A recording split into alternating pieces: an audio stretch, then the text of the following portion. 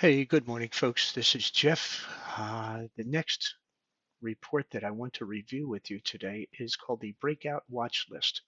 And the definition is right up here at the top of the screen, but I will tell you right off the bat. It says you will very rarely see any stocks listed here because we require at least an 82% confidence factor that what we show you will likely break out. Right.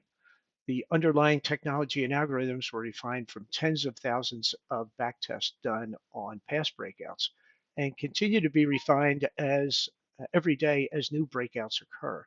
So uh, I'll produce this report every day. Like I said, there will very rarely be anything in here because we have to have a very high confidence level that the stock is actually going to break out. Uh, and when the report is produced, it will tell you how many days until the breakout occurs and what the breakout price is estimated to be.